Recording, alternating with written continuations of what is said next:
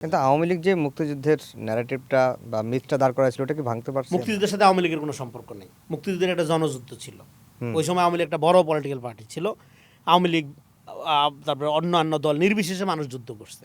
এটা আমাদের জাতিগত গৌরবের বিষয়। সেটা আওয়ামী লীগের পৈতৃক সম্পত্তি না। সেই জনযুদ্ধটাকে আওয়ামী যুদ্ধ বানাইছে যারা মুক্তিযুদ্ধ করে না, ওইখানে হেমা মালিনীর গান টান শুনছে সেই সমস্ত ভারতীয় বাঙালি বুদ্ধিজীবীরা এটা ন্যারেট করে আওয়ামী লীগের কুলে তুলে দিচ্ছে। সেই ইতিহাসটাকে রিকোর্ডস করতে হবে। যে জাতির ইতিহাস নাই সে জাতির ক্ষমতায়িত হইতে পারে না। আমাদের যে আওয়ামী লীগ কেন আমাদেরকে শোষণ করছে, নির্যাতন করছে, শাসন করছে? বিকজ অফ আপনার আমার ইতিহাসটা দখল করে ফেলছে আওয়ামী লীগ। দেশের মালিক হয়ে গেছিল। দেশের মালিক আমি, আপনি। ৭১ আমার আপনার অংশীদার। জনযুদ্ধ করছি এটা আমরা, কৃষক শ্রমিক যুদ্ধ করছে এখানে। কিন্তু তারা বন্ধু রাষ্ট্র ভারতের সহযোগিতায় এই সেই করে তারা দেশ স্বাধীন করছে এক আঙ্গুলের বড়াই। নো, এটা জনযুদ্ধ, পিপলস হিস্ট্রি। ফলে আপনার যার যে ইতিহাসের দখল নেই সেই ক্ষমতায় দখল নেই। আপনি খুব গুরুত্বপূর্ণ প্রশ্ন তুলেছেন।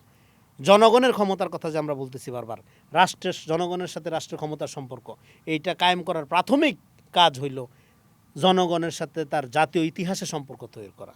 সেক্ষেত্রে ইউ আর ভেরি রাইট, মুক্তিযুদ্ধের এই যে আওয়ামী ইতিহাস এটাকে জনযুদ্ধের ইতিহাসে রূপান্তর করা এই প্রজন্মের লেখক, সাংবাদিক, বুদ্ধিজীবীদের প্রধান কাজ। জাতীয় ইতিহাসটাও তো আমরা তৈরি করতে পারিনি। করি, ওই যে আওয়ামী লীগের কারণেই পারিনি। আচ্ছা, ওইটাই করতে হবে এখন আমাদের। করলেই না জাতিগতভাবে জনগণকে এম্পাওয়ার করা হবে।